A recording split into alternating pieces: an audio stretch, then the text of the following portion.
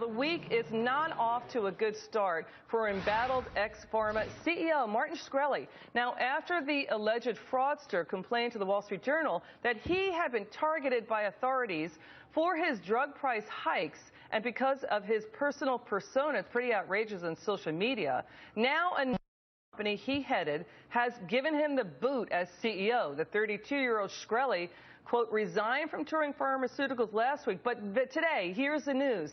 Calabaios Pharmaceuticals basically pushed him out the door as CEO. Calabaios is a micro-cap stock. It has a market valuation of less than $100 million, but its stock has been in a trading halt. It has not traded since Shkreli's arrest last week. We've got Matt Kaiser. He is a top-notch white-collar defense attorney who has represented everyone from drug dealers to political appointees and federal corruption probes. He's here in a Fox Business exclusive. Where do you see this going for Mr. Shkreli, Matt? I don't see it going anyplace great. I mean, he's going to have to answer to these new federal charges, and I think, you know, of course the guy's going to get fired from any position he's got right now. I think what's going to happen is there's going to be a slow drip of more information as the government lays out its case. I think it's going to start to look pretty bad for him.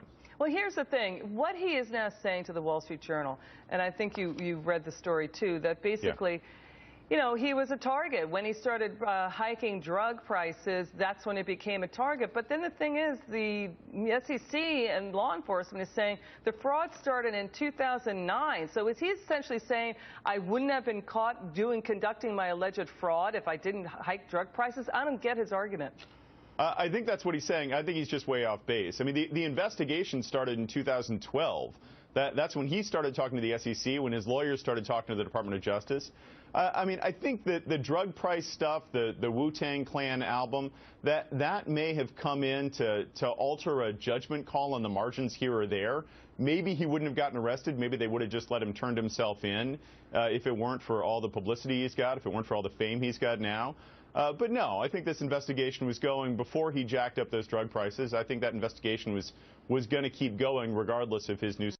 And Matt, the thing is, too, Retrofin, his former company, sued him and pushed him out the door for alleged fraud and basically treating the company, and he also treated allegedly his hedge fund like his personal piggy bank. But, you know, when you watch Mr. Shkreli in action, it's sort of like the Rod Blagojevich strategy, where you just keep talking and hoping anything sticks and it's a distraction, and, you know, he paints himself as the victim.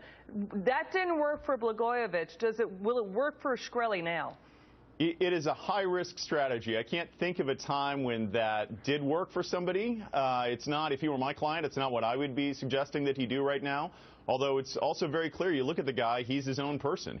I'm not sure any lawyer in America could sit on him and get him to stop talking or live streaming himself playing chess. Matt, what would you tell Mr. Shkreli to do right now?